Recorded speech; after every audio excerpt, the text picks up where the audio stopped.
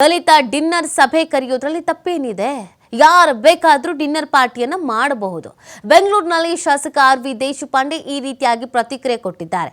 CM ರಾಜ್ಯದ head, DK Shivakumar ಪಕ್ಷದ head. ನಮ್ಮಲ್ಲಿ ಯಾವ ಭಿನ್ನಾಭಿಪ್ರಾಯವೂ ಇಲ್ಲ. ಸಿದ್ದರಾಮಯ್ಯ ಮತ್ತು ಡಿಕೆಶಿ ಯಾವ ನಡುವೆ ಒಪ್ಪಂದವೂ ಕೂಡ ಇಲ್ಲ. ಬೆಂಗಳೂರಿನಲ್ಲಿ ಶಾಸಕ ಆರ್.ವಿ. ದೇಶಪಾಂಡೆ ಈ ಸ್ಟೇಟ್ಮೆಂಟ್ ಅನ್ನು ಕೊಟ್ಟಿದ್ದಾರೆ. ಮೀಟಿಂಗ್ ಮಾಡೋದ್ರಲ್ಲಿ ತಪ್ಪೇನಿದೆ ಅಂತ ಪ್ರಶ್ನೆ ಮಾಡೋದ್ರ ಜೊತೆಗೆ ನಮ್ಮಲ್ಲಿ ಯಾವುದೇ ರೀತಿಯಾದಂಥ ಭಿನ್ನಾಭಿಪ್ರಾಯ ಇಲ್ಲ ಅಂತ ಹೇಳೋದ್ರ ಮುಖಾಂತರವಾಗಿ ಬಣ ಬಡಿದಾಟ ಇಲ್ಲ ಅನ್ನೋದನ್ನು ಕೂಡ ಹೇಳಿದ್ದಾರೆ. ಅಲ್ಲಿ ರಾಜ್ಯದ ಹೆಡ್ಡು ಅಂತ ಬಂದಾಗ ಸಿಎಂ ಸಿದ್ದರಾಮಯ್ಯನವರು ಬರ್ತಾರೆ, ಪಕ್ಷದ ಹೆಡ್ಡು ಅಂತ ಬಂದಾಗ ಡಿಕೆ ಶಿವಕುಮಾರ್ ಅವರು ಬರ್ತಾರೆ. ಅದರಲ್ಲಿ ಇನ್ನೇನು ಸಮಸ್ಯೆ ಇಲ್ಲ. ಸಿದ್ದರಾಮಯ್ಯ ಮತ್ತು ಡಿಕೆಶಿ ನಡುವೆ ಯಾವ ಒಪ್ಪಂದವೂ ಇಲ್ಲ. ಅಂದರೆ ಸಿಎಂ ಬದಲಾವಣೆ ಆಗತ್ತೆ, ಅರ್ಧ ಇವ್ರು ಸಿಎಂ, ಇನ್ನುಳಿದ ವರ್ಷಗಳಲ್ಲಿ DCM ಆಗಿರುವಂಥ ಡಿಕೆ ಶಿವಕುಮಾರ್ ಅವರು ಸಿಎಂ ಅನ್ನುವಂಥ ಏನು ಮಾತುಕತೆ ನಡೀತಾ ಇತ್ತೋ, ಒಪ್ಪಂದ ಆಗಿದೆ ಅನ್ನೋದ್ರ ಬಗ್ಗೆ ಚರ್ಚೆ ಆಗ್ತಾ ಇತ್ತು, ಅದು ಕ್ಲಾರಿಟಿ ಕೊಟ್ಟಿದ್ದಾರೆ. ಆ ಥರದ್ದೆಲ್ಲ ಏನೂ ಇಲ್ಲ. ನಮ್ಮಲ್ಲಿ ಭಿನ್ನಾಭಿಪ್ರಾಯ ಅನ್ನೋದು ಇಲ್ಲ. ಮೀಟಿಂಗ್ ಮಾಡಿದ್ರೂ ತಪ್ಪೇನಿದೆ? ಈ ದಲಿತ ಡಿನ್ನರ್ ಸಭೆ ಕರೆಯೋದ್ರಲ್ಲಿ ತಪ್ಪೇನಿದೆ ಅನ್ನುವಂಥ ಪ್ರಶ್ನೆ ಅವ್ರದ್ದಾಗಿದೆ.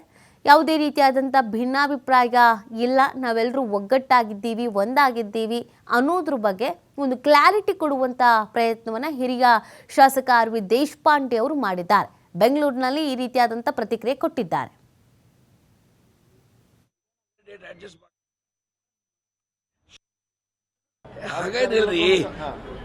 ದಲಿತ ಶಾಸಕರು ಮಾಡಬಾರ್ದು, ಬ್ರಾಹ್ಮಣ ಶಾಸಕರು ಮಾಡಬೇಕು, ವಕೀಲರ ಶಾಸಕರು ಮಾಡಬಾರ್ದು, ಹಾಗೇನಿಲ್ಲ.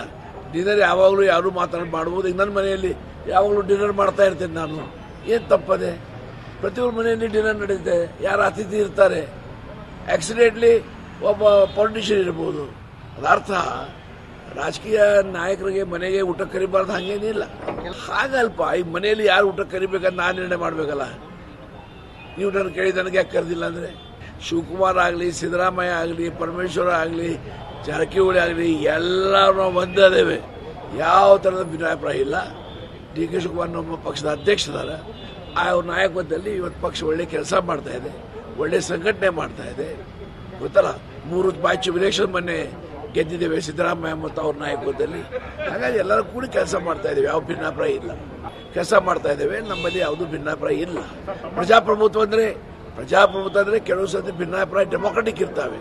ಅದು ಭಿನ್ನಾಭಿಪ್ರಾಯ ಭಿನ್ನಾಭಿಪ್ರಾಯ ಅಲ್ಲವು. ನೋ ಯಾವ ಡಿ.ಕೆ. ಮತ್ತು ಸಿದ್ದರಾಮಯ್ಯ ಯಾವುದೂ ಒಪ್ಪಂದ ಆಗಿಲ್ಲ. ಏನಾಗ್ತಿದೆ, ಹೈಕಮಾಂಡ್ ಅದೇ. ಬೆಂಗಳೂರಲ್ಲಿ, ದಿಲ್ಲಿಯಲ್ಲಿ ಹೈಕಮಾಂಡ್ ಅದೇ. ಹೈಕಮಾಂಡ್ ಜನರಲ್ ಸೆಕ್ರೆಟರಿ ಇದ್ದಾರೆ, ಬೇರೆ ಲೀಡರ್ಸ್ ಇದ್ದಾರೆ. ಎಲ್ಲರೂ ಕೂತು ನಿರ್ಣಯ ಮಾಡ್ತಾರೆ. ವಿನಾ ಇಬ್ಬರು ಜನ ನಿರ್ಣಯ ಮಾಡೋದು ತಗೊಳ್ತಾ ಇದ್ದಾರೆ. ಇಬ್ಬರು ಬಿಡಿಸಿ ಮಾತಾಡ್ತಾರೆ, ವಿಶ್ವಾಸದಲ್ಲಿ ಮಾತಾಡ್ತಾರೆ.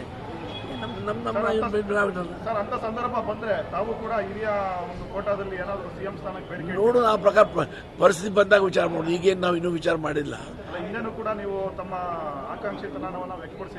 ಹಿಂದೆ ಮಾಡಿದ್ದೆ, ಆಗಬಾರ್ದಂತೆಲ್ಲ ಎಲ್ಲ ಅರ್ಧೆ ನನಗದೆ. ನಾನೇ 9 ಬಾರಿ ಬಾರಿಸಿ ಬಂದೀನಿ ಅಸೆಂಬ್ಲಿಗೆ, ಅದಲ್ಲ. ಹಾಗಾಗಿ ಅದರ ಅರ್ಥ ಚೀಫ್ ಮಿನಿಸ್ಟರ್ ಆಗಬೇಕು ಆಗಬಾರ್ದಂತಲ್ಲ. ಅದು ಆ ಸಮಯದಲ್ಲಿ ಎಲ್ಲರೂ ಕೂಡಿ ವಿಚಾರ ಮಾಡಿ ಅದ್ರ ಬಗ್ಗೆ ವಿಚಾರ ಮಾಡಬೇಕು. ಇವತ್ತು ನಾನು ಆಸ್ಪಿರೆಂಟ್ ಅಲ್ಲ. ಹಾಗೇನಿಲ್ರಿ, ದಲಿತ ಶಾಸಕರು ಮಾಡಬಾರ್ದು, ಬ್ರಾಹ್ಮಣ ಶಾಸಕರು ಮಾಡಬೇಕು, ವಕೀಲರ ಶಾಸಕರು ಮಾಡಬಾರ್ದು, ಹಾಗೇನಿಲ್ಲ. ಈ ಬಗ್ಗೆ ಮತ್ತಷ್ಟು ಮಾಹಿತಿಯನ್ನು ನೀಡ್ತಾರೆ ನಮ್ಮ ಪ್ರತಿನಿಧಿ ಶಿವು. ಲೈವ್ನಲ್ಲಿ ಜಾಯ್ನ್ ಆಗ್ತಾ ಇದ್ದಾರೆ. ಶಿವು, ಕಳೆದ ಕೆಲವು ದಿನಗಳಿಂದ ಕಾಂಗ್ರೆಸ್ನಲ್ಲಿ ಒಂದಷ್ಟು ರೀತಿಯಾದಂಥ ಭಿನ್ನಾಭಿಪ್ರಾಯ ಇದ್ದಿದ್ದು ಸತ್ಯ. ಡಿನ್ನರು ಅಂತ ಪ್ರತ್ಯೇಕವಾಗಿ ಅನೇಕ ಡಿನ್ನರ್ಗಳಾಗಿತ್ತು. ಕೊನೆಗೂ ಕೂಡ ಮಾಡಬೇಡಿ ಅಂತ ಹೈಕಮಾಂಡ್ ಅವರು ಕೂಡ ಹೇಳಿದರು. ಇವತ್ತು ಶಾಸಕಾಂಗ ಸಭೆ ಇದೆ ಒಂದು ಕಡೆಯಲ್ಲಿ, ದಲಿತ ನಾಯಕರು ಅಲ್ಲೂ ಚರ್ಚೆ ಮಾಡ್ಬೋದು ಅಂತ ಕೂಡ ಹೇಳ್ತಾ ಇದ್ದಾರೆ. ಮೇಯ್ನ್ ಆಗಿ ಇವತ್ತಿನ ಸಭೆಯಲ್ಲಿ ಏನೆಲ್ಲ ಬೆಳವಣಿಗೆ ಆಗುವಂಥ ಸಾಧ್ಯತೆ ಇದೆ ಅಂತ?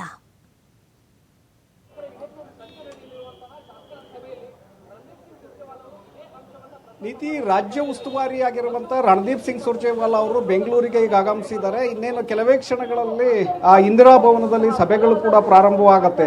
ಬೆಳಗಾವಿಯಲ್ಲಿ ಏನು 21ರಂದು ನಡೆಯುವಂತಹ ಗಾಂಧಿ ಭಾರತ್ ಕಾರ್ಯಕ್ರಮ ಇದೆ, ಅದರ ಪೂರ್ವಭಾವಿ ಸಿದ್ಧತೆಗಳನ್ನು ಮಾಡಿಕೊಳ್ಳೋದಕ್ಕೆ ಕಾರ್ಯಕ್ರಮವನ್ನು ಯಶಸ್ವಿಗೊಳಿಸಬೇಕು ಅನ್ನುವಂಥ ಕಾರಣಕ್ಕೆ ಇವತ್ತು ಸಚಿವರು, ಶಾಸಕರು ಮತ್ತು MLCಗಳಿಗೆ ಜವಾಬ್ದಾರಿಯನ್ನು ಕೊಡುವಂಥ ನಿಟ್ಟಿನಲ್ಲಿ ಈ ಒಂದು ಸಭೆಯನ್ನು ಕರೆಯಲಾಗಿದೆ. ನಂತರ ಪದಾಧಿಕಾರಿಗಳ ಸಭೆ ನಡೆಯುತ್ತೆ. ಆ ನಂತರದಲ್ಲಿ ಸಂಜೆ 6 ಗಂಟೆಗೆ ಬೆಂಗಳೂರಿನ ಖಾಸಗಿ ಹೋಟೆಲ್ನಲ್ಲಿ ಕಾಂಗ್ರೆಸ್ ಶಾಸಕಾಂಗ ಪಕ್ಷದ ಸಭೆ ನಡೆಯುತ್ತೆ. ಈ ಸಭೆ ಸಾಕಷ್ಟು ಮಹತ್ವವನ್ನು ಪಡ್ಕೊಳ್ತಾ ಇದೆ. ಕಾರಣ ರಾಜ್ಯ ಉಸ್ತುವಾರಿಯಾಗಿರುವಂಥ ಸುರ್ಜೇವಾಲಾ ಅವರು ಬಂದಿರೋದ್ರಿಂದ ಒಂದು ಕಡೆ ನೀವು ಹೇಳಿದಾಗೆ ಈಗಾಗಲೇ ಡಿನ್ನರ್ ಪಾಲಿಟಿಕ್ಸು ಬಹಳ ದೊಡ್ಡ ಮಟ್ಟದಲ್ಲಿ ಚರ್ಚೆ ಆಗ್ತಾ ಇತ್ತು. ಪದೇ ಪದೇ ದಲಿತ ಸಮುದಾಯದ ಸಚಿವರು ಸಭೆಗಳನ್ನು ಕರಿತಾ ಇದ್ದಾರೆ. ಟಿಫನ್ ಹೆಸರಿನಲ್ಲಿ, ಡಿನ್ನರ್ ಹೆಸರಿನಲ್ಲಿ, ಲಂಚ್ ಹೆಸರಿನಲ್ಲಿ ಸಭೆಗಳನ್ನು ಸೇರ್ತಾ ಇದ್ದಾರೆ. ತಮ್ಮದೇ ಆದಂತಹ ಒಂದು ಅವಕಾಶಗಳನ್ನು ಅಂದರೆ ಒತ್ತಡವನ್ನು ತರುವಂಥ ಒಂದು ಪ್ರಯತ್ನಗಳನ್ನು ಮಾಡ್ತಾ ಇದ್ದಾರೆ ಅನ್ನುವಂಥ ಚರ್ಚೆಗಳು ಶುರುವಾಗಿತ್ತು. ಅಂದರೆ ದಲಿತ ಸಮುದಾಯದ ಸಚಿವರು ಮುಂದಿನ ದಿನಗಳಲ್ಲಿ CM ಕುರ್ಚಿಯ ವಿಚಾರವಾಗಿ ಮತ್ತು ಬೇರೆ ಬೇರೆ ವಿಚಾರಗಳಲ್ಲಿ ಅವಕಾಶವನ್ನು ಗಿಟ್ಟಿಸಿಕೊಳ್ಳುವಂಥ ನಿಟ್ಟಿನಲ್ಲಿ ಅವರು ಒತ್ತಡವನ್ನು ತರುವುದಕ್ಕೆ ಈ ರೀತಿಯಾದಂಥ ಒಂದು ಸಭೆಗಳನ್ನು ಕಂಡಕ್ಟ್ ಮಾಡ್ತಾ ಇದ್ದಾರೆ ಎನ್ನುವಂತಹ ಚರ್ಚೆಗಳು ಶುರುವಾಗಿತ್ತು. ಸೊ ಹಾಗಾಗಿ ಮೊನ್ನೆ ಕೂಡ ಪರಮೇಶ್ವರ್ ಅವರು ಸಭೆಯನ್ನು ಕರೆದಿದ್ರು. ಆ ಸಭೆಯನ್ನು ಮುಂದೂಡಿಕೆ ಮಾಡಲಾಗಿತ್ತು. ಕಾರಣ ಸಭೆಯನ್ನು ನಡೆಸಿದ್ದೇ ಆದರೆ ಪಕ್ಷ ಮತ್ತು ಸರ್ಕಾರಕ್ಕೆ ಡ್ಯಾಮೇಜ್ ಆಗುತ್ತೆ ಅನ್ನುವಂಥ ಕಾರಣಕ್ಕೆ DCM DK ಶಿವಕುಮಾರ್ ಅವರು ದೆಹಲಿಯಲ್ಲಿ ವೇಣುಗೋಪಾಲ್ ಅವರನ್ನು ಭೇಟಿ ಮಾಡ್ತಾರೆ. ಅವರಿಗೆ ವಿವರಣೆಯನ್ನು ಕೊಡ್ತಾರೆ. ನಂತರ ವೇಣುಗೋಪಾಲ್ ಅವರು ಸುರ್ಜೇವಾಲಾ ಅವರ ಮೂಲಕ ಇಲ್ಲಿ ಆ ಸಭೆಯನ್ನು ನಿಲ್ಲಿಸುವಂತೆ ಪರಮೇಶ್ವರ್ ಅವರಿಗೆ ದೂರವಾಣಿಯ ಕರೆಯನ್ನು ಮಾಡಿ ಆ ಸಭೆಯನ್ನು ಮುಂದೂಡಿಕೆ ಮಾಡಲಾಗಿರುತ್ತೆ. ಅಂದರೆ ಅವತ್ತು ನಡೆಯುವಂಥ ಸಭೆಯನ್ನು ನಿಲ್ಲಿಸಲಾಗಿತ್ತು.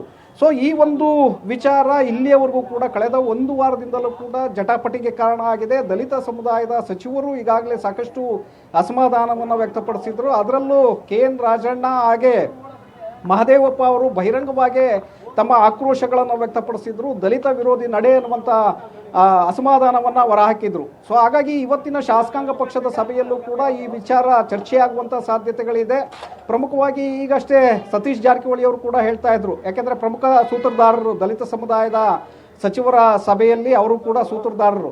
ನಾನು ಆ ಒಂದು ಕಮಿಟಿಯ ಸದಸ್ಯ ಆಗಿದ್ದೇನೆ ಅಷ್ಟೇ, ಆದರೆ ಪರಮೇಶ್ವರ್ ಅವರು ಅದನ್ನು ಲೀಡ್ ಮಾಡ್ತಾ ಇದ್ದಾರೆ. ಹಾಗಾಗಿ ನೀವು ಅವರನ್ನು ಕೇಳಬೇಕು. ಇವತ್ತು ಶಾಸಕಾಂಗ ಪಕ್ಷದ ಸಭೆ ಇದೆ.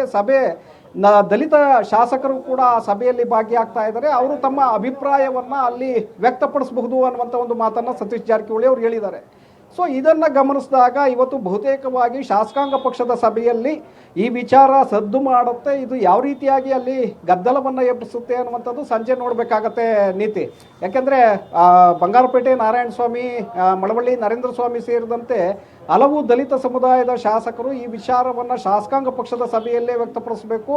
ನಮ್ಮ ಸಮುದಾಯಕ್ಕೆ ಆಗ್ತಾ ಇರುವಂತಹ ಅನ್ಯಾಯವನ್ನು ಅಲ್ಲಿ ಪ್ರಶ್ನೆ ಮಾಡಬೇಕು. ಮತ್ತು ಎಲ್ಲೋ ಒಂದು ಕಡೆ ಅಪಾರ್ಥವನ್ನು ತಿಳಿದುಕೊಂಡು ಇವತ್ತು ಈ ಸಭೆಯನ್ನು ಮುಂದೂಡಿಕೆ ಮಾಡಲಾಗಿದೆ. ಇದು ನಮ್ಮ ಸ್ವಾಭಿಮಾನಕ್ಕೆ ಧಕ್ಕೆಯಾಗಿದೆ ಅನ್ನುವಂಥ ನಿಟ್ಟಿನಲ್ಲಿ ಸುರ್ಜೇವಾಲಾ ಅವರ ಸಮ್ಮುಖದಲ್ಲೇ ವಿಷಯವನ್ನು ಪ್ರಸ್ತಾಪ ಮಾಡೋದಕ್ಕೆ ಈಗಾಗಲೇ ನಿರ್ಧಾರವನ್ನು ತೆಗೆದುಕೊಂಡಿದ್ದಾರೆ. ಯಾಕೆಂದರೆ ಈ ಒಂದು ಸಭೆ ಕರೆದಿದ್ದು ನಾವು ಸಮುದಾಯದ ಸಮಸ್ಯೆಗಳನ್ನು ಇತ್ಯರ್ಥಪಡಿಸ್ಕೊಳ್ಳೋದಕ್ಕೆ SCP TSP ಯೋಜನೆಗಳಿಗೆ ಸಂಬಂಧಪಟ್ಟಂತೆ ಮಾತನಾಡೋದಕ್ಕೆ.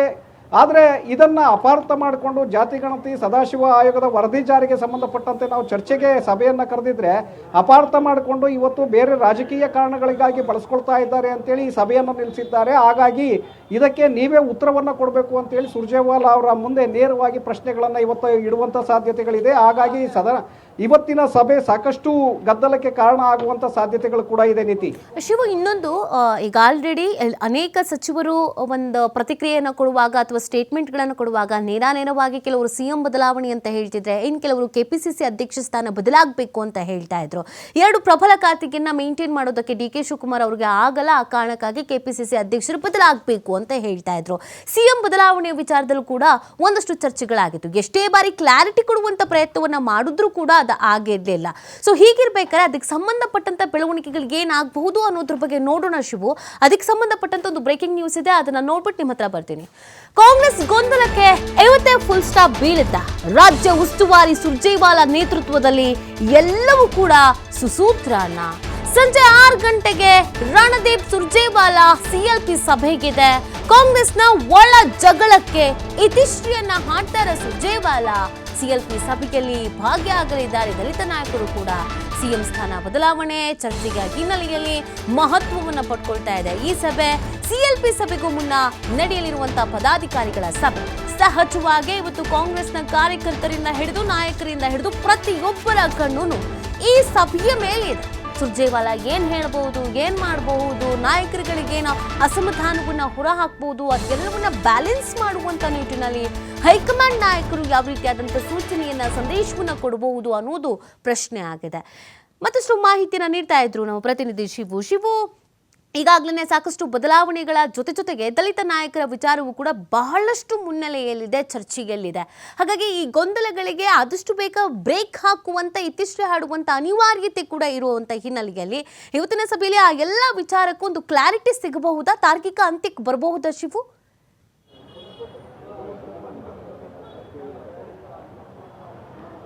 ನೀತಿ ಸೀಟ್ ಶೇರಿಂಗಿಗೆ ಸಂಬಂಧಪಟ್ಟಂತೆ ಈಗಾಗಲೇ ಚರ್ಚೆಗಳ ಮೇಲೆ ಚರ್ಚೆಗಳು ನಡೀತಾ ಇದೆ. ಒಂದು ಕಡೆ ಒಪ್ಪಂದವನ್ನು ಮಾಡಿಕೊಳ್ಳಲಾಗಿದೆ. ಸಿದ್ದರಾಮಯ್ಯನವರು ಸಿ ಎಂ ಸ್ಥಾನವನ್ನು ಬಿಟ್ಕೊಡ್ತಾರೆ, ಡಿ ಕೆ ಶಿವಕುಮಾರ್ ಅವರು ಸಿ ಎಂ ಆಗ್ತಾರೆ ಅನ್ನುವಂಥ ಚರ್ಚೆಗಳು ನಡೀತಾ ಇದೆ. ಇದು ಯಾವಾಗ ಚರ್ಚೆಗಳು ಬಂತು ಆ ಸಂದರ್ಭದಲ್ಲೇ ದಲಿತ ಸಮುದಾಯದ ಸಚಿವರ ಸಭೆಗಳು ಶುರುವಾಗುತ್ತೆ. ದಲಿತ ಸಮುದಾಯದ ಸಚಿವರ ಸಭೆಗಳು ಯಾವ ಕಾರಣಕ್ಕೆ ಶುರುವಾಗುತ್ತೆ ಅಂದರೆ, ದಲಿತ ಸಿ ಎಂ ಕೂಗನ್ನು ಎತ್ತಿ ಮುಂದೆ ಬಿಡೋದು, ಪರಮೇಶ್ವರ್ ಅವರನ್ನು ಆ ಒಂದು ಪ್ರೊಜೆಕ್ಟ್ ಮಾಡೋದು, ಸಿ ಎಂ ಸ್ಥಾನಕ್ಕೆ ಪ್ರೊಜೆಕ್ಟ್ ಮಾಡೋದು, ಈ ಕಡೆ D C M D K Shivakumar ಅವರಿಗೆ ಅವಕಾಶವನ್ನು ಮಿಸ್ ಮಾಡಿಸ್ಬೇಕು ಅನ್ನುವಂಥ ನಿಟ್ಟಿನಲ್ಲೇ ಈ ಸಭೆಗಳು ಕೂಡ ನಡೆಯುತ್ತೆ. ಈ ಸಭೆಗಳ ಹಿಂದಿನ ರೂವಾರಿಯಾದಂಥವರು ಮುಖ್ಯಮಂತ್ರಿಗಳು. ಅಂದರೆ ತಮಗೆ ನಾವು 5 ವರ್ಷಗಳ ಕಾಲ ನಾನೇ ಇರಬೇಕು, ಯಾರೂ ಕೂಡ ಮುಖ್ಯಮಂತ್ರಿ ಆಗಬಾರ್ದು, ಒಂದು ವೇಳೆ ಅಂತಹ ಪರಿಸ್ಥಿತಿ ನಿರ್ಮಾಣವಾಗಿದ್ದೇ ಆದರೆ ಆಗ ಯಾವುದೇ ಕಾರಣಕ್ಕೂ ಕೂಡ ಡಿ ಕೆ ಶಿವಕುಮಾರ್ ಅವ್ರಿಗೆ ಅವಕಾಶವನ್ನು ಮಾಡಿಕೊಡಬಾರ್ದು, ಆಗ ಪರಮೇಶ್ವರ್ ಅವರ ಹೆಸರನ್ನು ಮುಂದಕ್ಕೆ ತರಬೇಕು ಅನ್ನುವಂಥ ನಿಟ್ಟಿನಲ್ಲಿ ಸಿ ಎಂ ಅವರು ಲೆಕ್ಕಾಚಾರವನ್ನು ಹಾಕಿದ್ದಾರೆ. ಹಾಗಾಗಿ ದಲಿತ ಸಮುದಾಯದ ಡಿನ್ನರ್ ಪಾರ್ಟಿ, ಟಿಫನ್ ಪಾಲಿಟಿಕ್ಸ್ನ ಹಿಂದೆ ಸಿದ್ದರಾಮಯ್ಯನವರೇ ಇದ್ದಾರೆ ಅನ್ನುವಂಥ ಚರ್ಚೆಗಳು ಕೂಡ ಶುರುವಾಗಿರುವಂಥದ್ದು. ಹಾಗಾಗಿ ಇವತ್ತಿನ ಶಾಸಕಾಂಗ ಪಕ್ಷದ ಸಭೆಯಲ್ಲಿ ಇದರ ಬಗ್ಗೆ ಕೂಡ ಚರ್ಚೆಗಳಾಗುತ್ತೆ. ಒಂದು ಕಡೆ ಏನು ಮಾಧ್ಯಮಗಳ ಮುಂದೆ ಹೇಳಿಕೆಗಳನ್ನು ಕೊಡ್ತಾ ಇದ್ದಾರೆ, ಹೇಳಿಕೆಗಳಿಗೆ ಕಡಿವಾಣ ಹಾಕುವಂಥ ಒಂದು ನಿಟ್ಟಿನಲ್ಲಿ ಇವತ್ತು ಸುರ್ಜೇವಾಲಾ ಅವರು ಕ್ರಮವನ್ನು ತೆಗೆದುಕೊಳ್ಳಬಹುದು. ಹಾಗಾಗಿ ಶಾಸಕರಿಗೆ ಸಲಹೆ ಮತ್ತು ಸೂಚನೆಗಳನ್ನು ಕೂಡ ಕೊಡಬಹುದು. ಈ ವಿಚಾರದಲ್ಲಿ ಯಾರೂ ಕೂಡ ಮಾತನಾಡಬಾರ್ದು, ಹೈಕಮಾಂಡ್ ಇದರ ಬಗ್ಗೆ ನಿರ್ಧಾರವನ್ನು ತೆಗೆದುಕೊಳ್ಳುತ್ತೆ. ಹಾಗಾಗಿ ನೀವು ಪಕ್ಷದ ಕೆಲಸಗಳು ಮತ್ತು ನಿಮ್ಮ ಕ್ಷೇತ್ರಗಳಿಗೆ ಸಂಬಂಧಪಟ್ಟಂತೆ ಅಷ್ಟೇ ನೀವು ಮಾತನಾಡಬೇಕು ಅನ್ನುವಂಥ ಒಂದು ಸಲಹೆಯನ್ನು, ಇವತ್ತು ಸೂಚನೆಯನ್ನು ಸುರ್ಜೇವಾಲಾ ಅವರು ಕೊಡಲಿದ್ದಾರೆ. ಹಾಗಾಗಿ ಇದಕ್ಕೆ ಒಂದು ರೀತಿ ಇಂತಹ ಒಂದು ವಿವಾದಾತ್ಮಕ ಹೇಳಿಕೆಗಳಿಗೆ ಬ್ರೇಕ್ ಹಾಕುವಂಥ ಒಂದು ಪ್ರಯತ್ನವನ್ನು ಸುರ್ಜೇವಾಲಾ ಅವರು ಇವತ್ತು ಮಾಡಲಿದ್ದಾರೆ. ನೀತಿ ಓಕೆ, ಥ್ಯಾಂಕ್ ಯು ಶಿವು ತಮ್ಮೆಲ್ಲ ಡೀಟೇಲ್ಸ್ಗಾಗಿ.